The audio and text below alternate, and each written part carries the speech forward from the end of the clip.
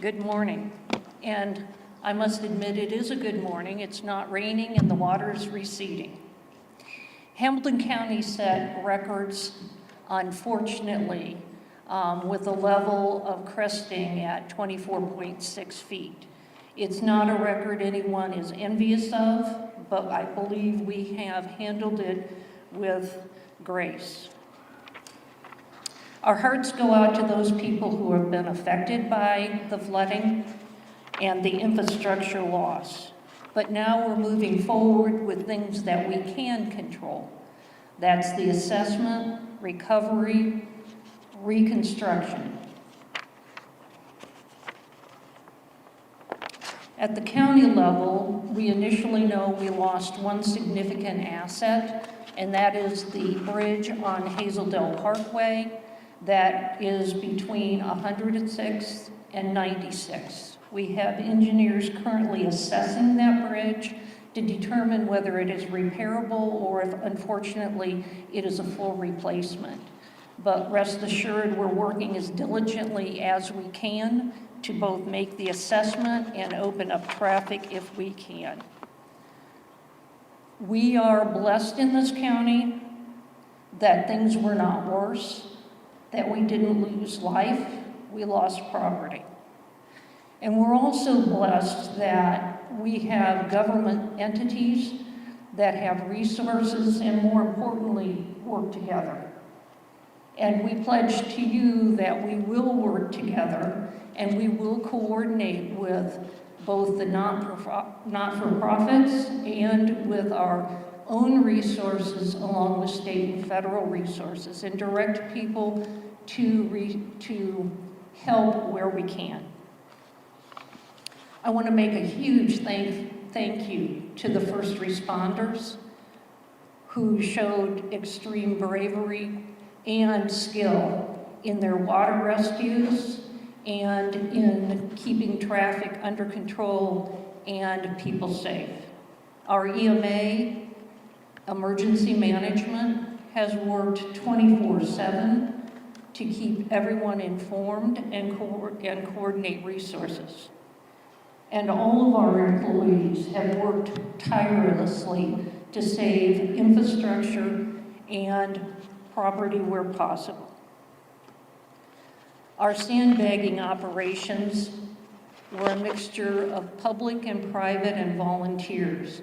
And quite honestly, I want to do a shout out to the trustees of the jail. We had 11 folks who volunteered to come out and help with sandbagging to keep you all safe.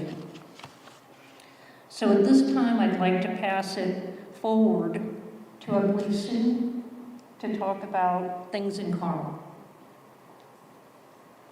Thank you. Good morning, Sue Finka, Mayor of Carmel. Yesterday we were in full operations mode as far as emergency rescue is concerned. We had approximately 215 properties affected by the flooding. We relocated 40 residents from their homes, and also we had 14 residents and staff from Bickford Senior Living, which is a concern because it was assisted living but also memory care. They went with family members or were relocated overnight to our partners at Northview Church. And I want to say thank you so much for our partners at the church for their generosity and caring. We couldn't have had a successful day yesterday without their partnership. As Commissioner Altman said, the bridge on Hazel Dell remains our biggest concern as the water rushed underneath that bridge and took away the dirt, which made the bridge and the road work at risk. We had tons of spectators coming by to see what was happening. We're asking, please stay away from the area. Don't come on path, bike, motorcycle, car, or drone, frankly, to the area. We've got enough going on there that we love the concern but don't need the help. We also have River Road still closed up to 126th Street because of water across the bridge and also because of concerns about the area. As we turn our attention today to maintenance and then, of course, stability and assessment, we again ask residents take great care before coming back to their homes. We're concerned about electrical challenges. We're concerned about stability of homes. So please, if you have any concerns, call our non-emergency line or 911 to ask that question and see if you can get back in your home. We will soon be, with our partners here in the county, developing a debris management plan as floodwaters recede to safe levels, and we'll be communicating that. We do have floodwater information on our homepage, carmel.in.gov, if anyone wants that information. We'll be also pushing out on all of our socials. I just want to echo, I'm extremely grateful for the work of our first responders yesterday, our police, fire, streets, engineering, communications. It was an all hands on deck response yesterday, and that work continues today. And I'm also grateful for partners around the community, both our neighboring cities, as well as our nonprofit partners and some of our companies in town for offering and extending their help, because that is so important, and that's what makes Carmel and Hamilton County so great. We pull together when a challenge arises, and we did just that yesterday. So thank you very much, and appreciate all your support. And now here is Mayor Fadness from the City of Fishers.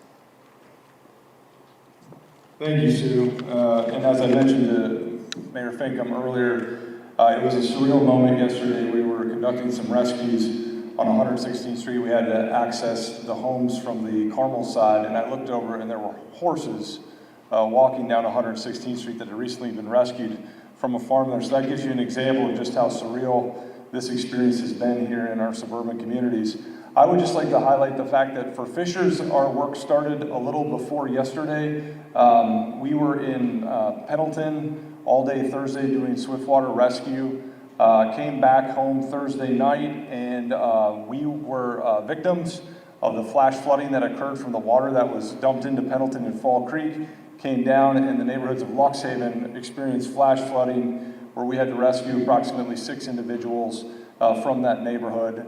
After we conducted operations late Thursday night, we were called back up to Anderson and Pendleton to again help and aid in water rescue. As Friday came along and the White River started elevating, we started making contact with homeowners along that corridor, at which time no one at that point had wanted to evacuate. We continued the dialogue. Some left, others did not. And as of Saturday morning, we started conducting rescue operations along the White River, where we rescued approximately 10 or 12 individuals along with their pets. At this point, our rescue operations have concluded, and we are now turning our attention to recovery. And I'm just so proud of the public responders, or the public safety responders. Their compassion and professionalism throughout the last 3 days have been incredible, and I have every confidence that our recovery will share the same level of professionalism and compassion that we've seen over the last 3 days. I would encourage any Fishers resident who is affected by this to plug into our communication channels at the City of Fishers for Fishers-specific information. We are closely coordinating with our county, but if you're looking for information about roads in Fishers, or you're looking for resources in Fishers, please be sure to check our website for any information. And we look forward to serving our residents throughout the duration of this recovery. At this point, I'd like to turn it over to Mayor Jensen. Thank you, Mayor Fadness. Chris Jensen, Mayor of the City of Noblesville. As my friend Scott highlighted, I want to point out the interlocal cooperation that we've all seen. A natural disaster like this, historic in nature, we've not seen these floodwaters in 113 years. But a natural disaster like this does not know city boundaries or county boundaries. We are truly all in this together, and we are here to assist one another. In terms of Noblesville, obviously a little bit of a unique perspective having the White River flow through our downtown area. So over the past 72 hours, we have been able to voluntarily evacuate about 170 of our residents and many pets as well. We have a total of about 552 residential units that have been impacted by this historic flood here in our city. We have focused heavily on 3 main areas, one being the Riverwood community just north of downtown Noblesville, technically out of our city limits, but within our public safety jurisdiction.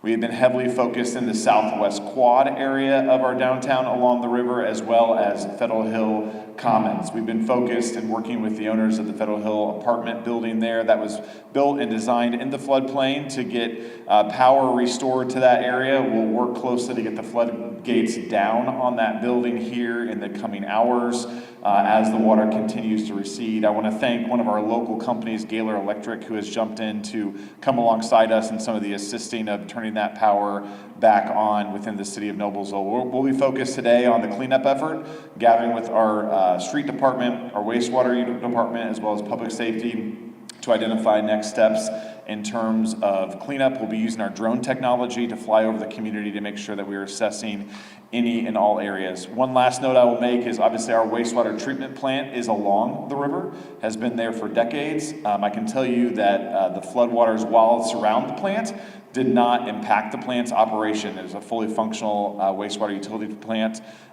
with no impact to the tanks that are there along the Pleasant Street corridor. I too want to thank our partners. So many have asked to step up and volunteer. Donations can be directed to the Hamilton County Community Foundation, financial donations. Volunteer operations are being coordinated through our friends at Serve Village, and then if you want to donate items, many local churches, the Red Cross is here to help with that as well, and also our friends at the Good Samaritan Network. So thank you so much for all those that continue to raise their hand to be asked to be deployed to assist us. We know that you are there keeping us in prayer and ready to help when the time is right. We do ask for folks to continue to stay off of our roadways that are closed. Stay home if you can today. Let us continue this operation. Let us get things cleaned up, and we will put you to work in our community very, very soon. With that, I'll turn it over to my good friend, the mayor of Westfield, Scott Willis.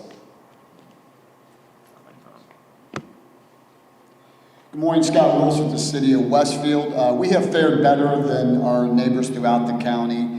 While we certainly have pockets of flooding throughout the city, especially along Cool Creek, as of today, nobody's been displaced, and from what we can tell, no infrastructure damage. As things dry up, we'll get a better picture there, but for now, we've not seen any infrastructure damage. Our thoughts and prayers go out to all Hoosiers throughout the state, and we'll keep them in our minds over the next several days as our communities recover. Our men and women of public safety and our streets department remain available and ready to support our neighbors throughout the county. And with that, I'll turn it over to Chad now. Good morning, I'm Chad Kinnett, the Director of Hamilton County Emergency Operations. Hamilton County Emergency Operations is the emergency management and 911 center for Hamilton County. Today I wanted to very quickly just give you 3 points of where we've been, where we are, and where we need to go from here, just so that we have a unity and message in going forward. I don't think I can speak without saying to the people that live in our community that we're sorry. We see you, we hear you, we know what you're going through, and we're sorry you're experiencing that, and we're here to help you and meet any possible need that we can in helping you recover from this and get through it. Secondly is thanks. Thanks to our political leadership, our public safety, our public works, and every member of our community and our business community that has stepped up in this. I've worked in a lot of places in public safety, and I've never seen the collaboration that has happened in Hamilton County and continues to go forward. And with that, a reminder that this is a marathon and not a sprint. The rain has stopped, the river is receding, but the recovery is a long process. The hazards are still there, the challenges are still there, but the spirit and the collaboration that we have in going forward is what makes this community successful, and I'm thankful for that, and I thank you all for that. Whether it be state, local, county, or our federal government, everyone is pulling in the same direction, and that's important, and it's leading to this effective and efficient recovery process. So where were we? Well, we set the record of the measurable level for White River. It went to 24.6 feet.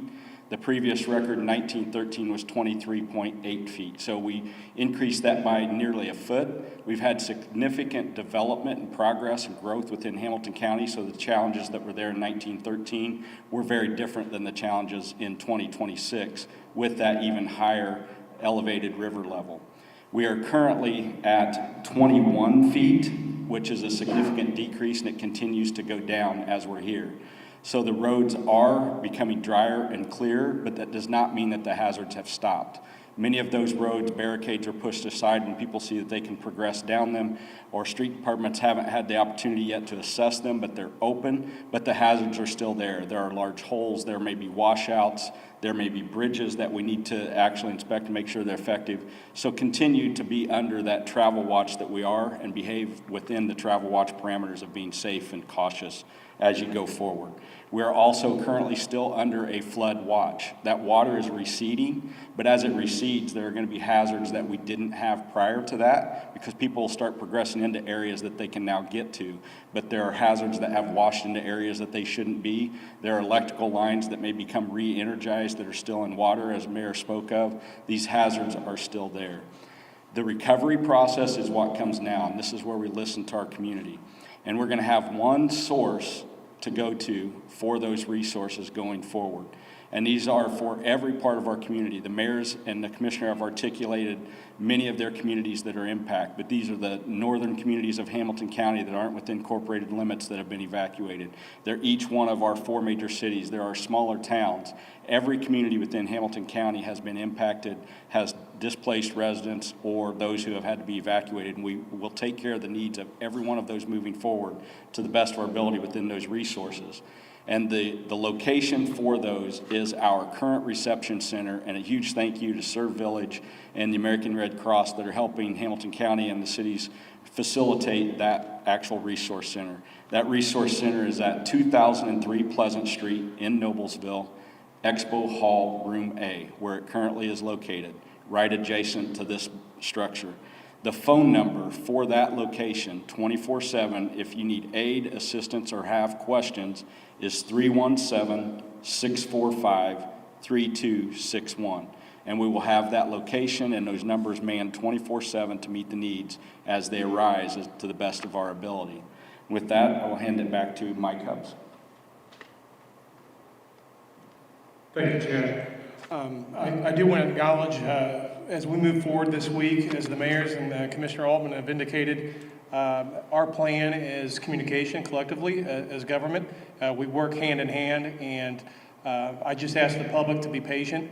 It's going to be a long week ahead. We have to assess the infrastructure, make the necessary actions to ensure the public safety is well here in Hamilton County. I do want to acknowledge Congresswoman Sparks is with us this morning. She's been a great partner in helping us communicate at the federal level with the assistance needs. And I also want to acknowledge we have so many non-for-profit groups in Hamilton County, and the outreach has been tremendous. And we really appreciate all that support moving forward. From a government perspective in Hamilton County, we are open for business effective tomorrow. No delay, no impediment. All offices and departments at the county level will be ready to do business, rolling up our sleeve, recognizing the flood has caused a significant impact for a lot of communities. And we have all of our department heads here with us this morning who can answer any questions as necessary, because I know the next week's going to be rough. So it's been a rough time here in Hamilton County, but again, I thank everybody for their patience, and this could have been a lot worse. As indicated, we're very lucky. We haven't had anybody seriously injured and no deaths reported. So with that said, that concludes this portion of it. I'll open it up for any questions or comments. Would you mention Noblesville, sir? Oh, yes, Noblesville Serve also is with us today.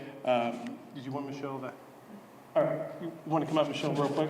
Noblesville serves a very important impact. That's how we register some of our needs. And so Michelle Schmidt from Noblesville Serve will just real quickly elaborate on some of the help they're providing.